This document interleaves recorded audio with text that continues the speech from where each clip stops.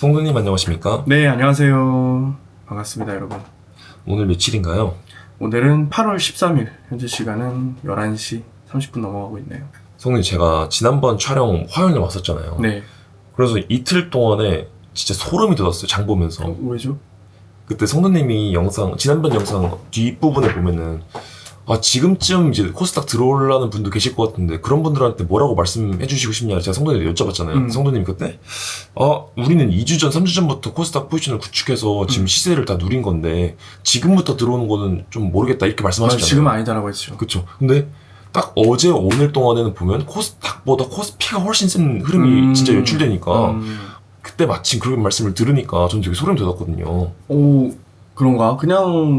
대충 단계적으로 많이 올랐으니까 뭐 조금 쉬어갈 수도 있겠다. 그렇게 생각을 했는데, 근데 이게 시장이 또 괜찮다 보니까, 이게 섹터 안에서의 순환매가 좀 일어난 것 같아요. 코스피가 반도체가 좀 많잖아요. 반도체가 삼전닉스가 크니까. 그래서 삼전닉스 반등하면서 코스닥 쪽에서 바이오도 이런 것들이 좀 빠졌거든요. 대신 반도체 소부장 이런 것들은 올랐어요. 그러면서 코스닥의 지수는 지켜줬지만 상대적으로 코스피가 더 강한 모습이 연출된 거죠. 그러니까 돈이 이렇게 흐른 거죠. 그래서 최근 저희 영상 몇 편만 보시고 성도님이 되게 코스피는 관심 없고 코스닥만 포지션을 구축한 투자자처럼 보일 수도 있을 것 같아서 그런데 성도님은 어떻게 하고 계신 건지 한번 설명 부탁드리겠습니다. 일단은 여러분 저는 아시겠지만 약간 카멜레온적이잖아요.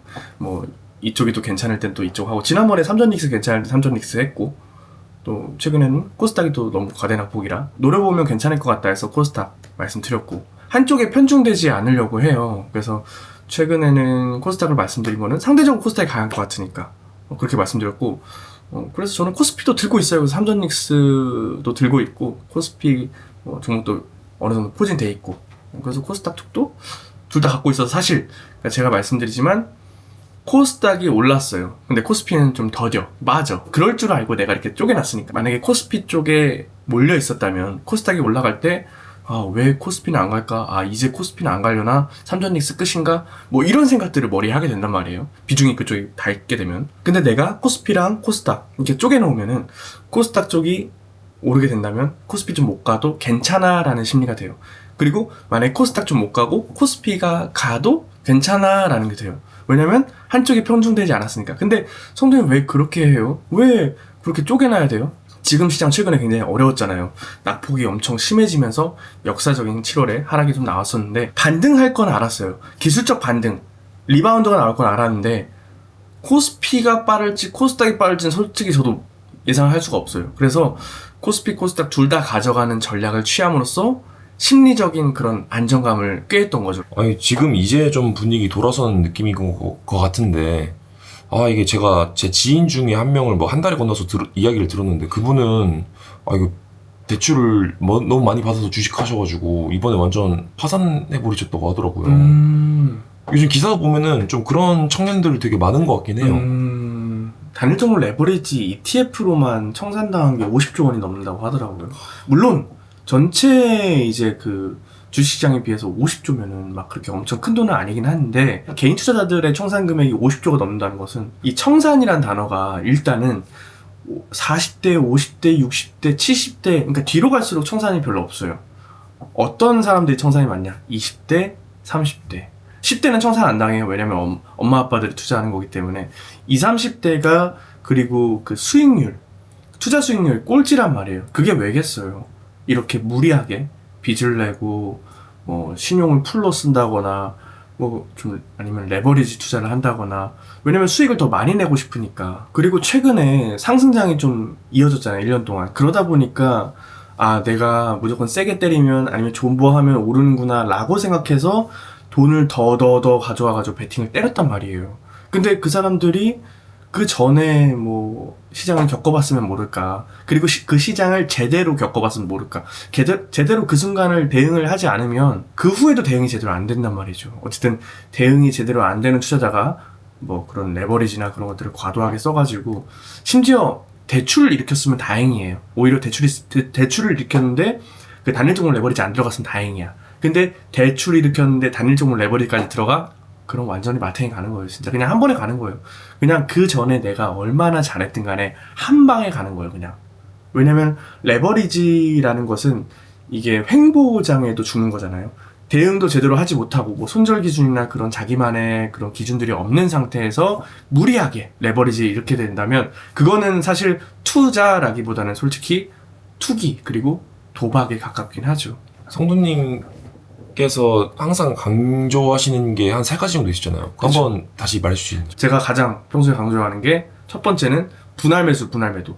왜냐면 한 번에 뭔가를 다 하려고 하지 마라. 너가 저점과 고점을 맞출 수 있을 거라는 생각은 버려라. 네, 그게 저는 첫 번째고요. 두 번째는 현금 비중. 현금도 하나의 종목이다. 저는 이 현금 자체가 이 심리적인 우위를 만들어준다고 생각하거든요. 어느 장에서든.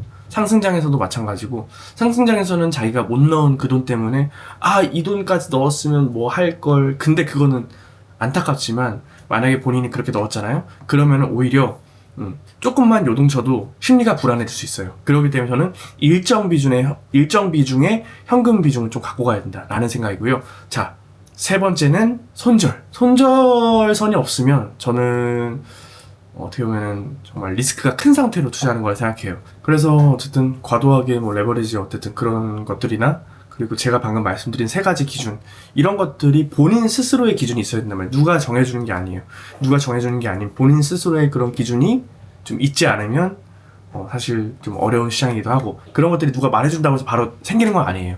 왜냐면 본인마다 그 로스컷 기준도 다를 거고 본인마다 그런 지지저항의 기준도 다를 거고 선 보는 거 다 다르거든요. 그래서 여러분들이 직접 경험을 해가면서 이런 선들이 나한테는 맞구나 나는 이런 매매가 맞구나를 좀 알아가시고 어쨌든 제가 말씀드린 그런 것들은 어떻게 보면 좀 살아남을 수 있는 기준, 생존 기준, 시장에서 퇴출되지 않을 기준 그러니까 이것만 지키면 사실 아웃될 일은 없다라는 것들을 좀 말씀드리는 거예요. 사실 아웃되지 않는 게 가장 중요하거든요. 왜냐면 상승장, 하락장, 조정장 항상 있어요. 제가 하락장 때 여러분들 뭐라 했냐면요. 영원한 하락은 없다. 그리고 상승 나올 때도 저는 영원한 상승은 없다. 이런 말씀을 해요. 왜겠어요? 과거에도 그렇기 때문이에요. 아무리 좋아 보이는 기업도 영원히 상승하는 게 없고 아무리 안 좋은 기업도 영원히 죽어있는 법도 없듯이 그래서 여러분들께 제가 이런 원칙들을 좀 말씀을 드리는 건데 사실 이게 제가 말로 한다고 해서 여러분들이 쉽게 와닿지 않을 거라는 거 알아요. 왜냐면 이번에 하락장을 겪어서 뭐 현금 비중이라던가 손절 기준 뭐 그런 것들 분할 매수 이런 것들을 어떻게 보면 감은 잡겠는데 어떻게 보면 정확하게 내가 어떻게 해야 될지는 사실 모를 수도 있단 말이죠. 어쨌든 그래서 좀 더 디테일하게 얘기하고 있는 스터디가 존재하는 거기도 하고요. 네, 어쨌든 그렇습니다. 그래서 주식시장이라는 게 여러분 아무리 좋은 기업이라도 언제든지 또 폭락이 나올 수 있고 언제든지 또 폭등이 나올 수 있어요. 그게 주식시장이에요. 그래서 그래서 어려운 거예요. 어려워요. 그래서 예전에 저희 스터디 종목 중에 오로라 GNC 에너지 있었잖아요. 많이 보신 분들 아시죠? 저 그때 뭐 완전 개 X놈이었죠. 네, 그때 제가 그리고 그 추후에 이제 연못인가 거기서 영상을 찍어가지고 제가 그렇게 마음고생 했던 얘기들 막 담은 영상들이 있었잖아요. 그죠? 그 영상에 많이들 공감을 해주셔서 되게 감사했는데 어쨌든 그 후로도 저는 이제 오로라를 들고 있었고 그때도 제가 한 주도 안 팔았다 뭐 그런 얘기를 했었죠. 그러면서 저는 밑에서 오히려 샀으면 샀지. 그래서 모아갔었고 그래서 실제로 이번에 7월에 오로라는 신고가 부근까지 갔어요. 그리고 GNC 에너지는 신고가를 뚫었고요. 그래서 저는 오로라에서 GNC 에너지에서 굉장히 의미 있는 수익을 내고 나왔다. 바이셀도 보여드릴까요? 너무 좋죠. 이 오로라 바이셀인 거죠? 네. 그때 우리가 이제 팔로업을 했었죠. 그쵸? 이렇게 잘 매매하다가 여기서 못 팔고 제가 어려운 시간들 겪었어요. 보시면은 이런 구간들을 겪었죠. 그러면서 이렇게 내려오는 구간에서도 저는 이렇게 사고 하다가 여기서 좀 올라졌을 때 팔고 위에서도 팔고 물론 뭐 시간이 너무 오래 걸리지 않았냐 그럴 수 있죠. 저도 예상치 못한 하락을 맞았기 때문에 제가 그때 생각했던 부분에서 커트를 살짝 못한 게 저도 그때 뼈 아프긴 했지만 다행히 뭐 비중이 크진 않았기 때문에 근데 투자에서 그런 일은 너무나 비일비재하게 발생했어요. 다만 다행히 좋은 기업을 미리 선별했기 때문에 오로라가 그때 뭐 욕 엄청 먹죠. 쓰레기 같은 기업 왜냐면 돈을 이렇게 잘 벌고 있고 시가총액이 이렇게 낮은데 저는 이게 납득이 안 되는 거예요. 납득이 안 돼요. 그래서 저는 그때 주주총회도 갔다 왔단 말이죠. 그때 스터디원 분들하고 같이 그때가 가격이 10,000원 미치였어요. 9,000원대였나? 주주총회 가면 여러분들 사인하는 게 있어요. 너 주식수 몇 주냐? 해가지고 스터디엄 다 봤어요. 그때 저 주식수 몇 주 있는 거 제가 그때 입으로 담지 못하겠지만 그 스터디엄 분들 오신 분들 다 합쳐도 저의 몇 분의 1 수준? 왜냐면 기업에 대해서 조금 자신이 있었거든요. 그리고 심지어 배당률이 5%가 넘었어요. 5% 진짜 높은 거예요. 지금 만약에 배당을 3% 이상 준다? 그거 되게 많이 주는 거거든요. 왜냐면 성장을 할 수 있는 기업인데 거기다 배당을 3, 4%까지 줘? 대박인 거거든요. 근데 그때 가격이 5%가 넘었어요. 그래서 어차피 배당금도 좋았고, 그래서 이 회사가 목표로 하는 게 또 뭐 영업이익 600억이 넘었단 말이죠. 근데 시총이 그때 1200억이었어요. 그러니까 말이 안 되는 거죠. 성장하는 기업에 이 지금 멀티플이 말이 되나? 어쨌든 그런 생각으로 그 어려운 구간들을 잘 버텨냈고요. 제가 버틸 수 있었던 이유는 일단 비중이 크지 않았죠. 네, 비중 조절 다 됐었고, 그렇기 때문에 어려운 구간을 잘 넘어갈 수 있었고. 근데 만약에 내가 배성두가 말했다 해가지고 몰빵 쳤다? 그러면은 이 구간 어떻게 버팁니까? 이건 못 버텨요. 그러니까 제가 뭐 몰빵하지 마라, 아무튼 그런 얘기를 아무리 해도 저는 완전 개 엑스놈이 돼 있는 거예요. 왜냐면 제 원칙하고 그분들의 원칙도 다를 뿐더러 서로 플레이하는 방식도 다른데 그냥 종목 따먹기 식으로 그냥 뭐 얘가 얘기했으니까 좋겠지, 뭐 계속 가겠지, 그런 게 어디 있습니까 여러분? 그게 말이 안 되잖아요. 그래서 여러분 좋은 종목을 골라내는 것도 중요하지만 또 여러분 기본적 분석 옆에는 기술적 분석이 항상 같이 있어야 돼요. 그래서 대응이나 비중 조절 그런 것들이 또 버티는 데도 굉장히 중요했다. 여러분, 그리고 제가 뉴스에 대해서도 많이 얘기하잖아요. 뉴스 믿지 말라. 제가 오늘 2가지 기분 안 좋은 뉴스를 봤는데 아모텍 관련 뉴스를 봤어요. 그 MLCC 그 관련해가지고 뭐 아모텍이 뭐 괜찮다, 숨은 수혜주다 뭐 이래가지고 그게 뭐 아침에 뉴스가 나오더라고요. 이게 아침에 또 상승을 많이 해줬죠. 이렇게 하다가 빠졌어요. 이게 뉴스 나온 다음에 빠지고.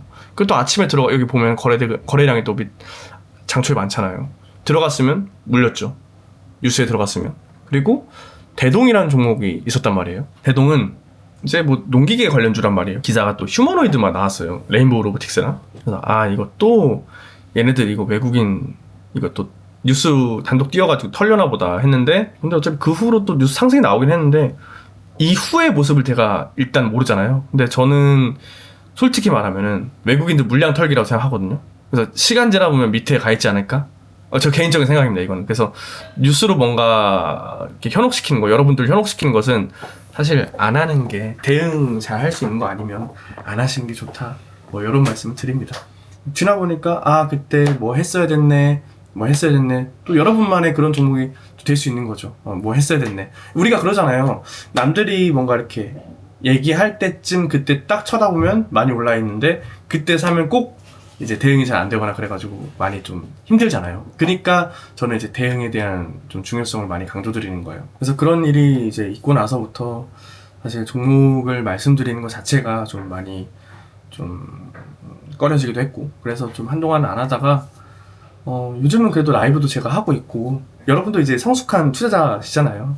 그래서 제가 뭐 무턱대고 뭐 어떤 기업을 얘기한다고 해서 바로 뭐 풀매수하고 그러시진 않을 것을 알기 때문에, 네, 그래서 오늘 여러분들 제가 오늘 대응에 대해서 좀 얘기를 말씀 많이 드린 것 같아요. 그리고 제가 원래 지켜야 될 그런 분할 매수, 분할 매도나 현금 비중, 그리고 손절 이런 것도 말씀드렸지만 결국은 이게 다 대응이라는 거거든요. 어떤 길을 가시든지 전 응원하지만 이 대응, 제가 말씀드린 이거는 꼭 마음에 좀 담아 주셨으면 좋겠어요. 왜냐면 이게 시장에서 아웃되지 않는 약간 그런 핵심 비법이에요. 그래서 여러분들 저랑 같이 오래 살아남아가지고 다음에 또 좋은 기회를 노려보면 또 좋지 않을까, 그런 말씀 드리면서 오늘 영상 마치도록 할게요. 여러분 안녕.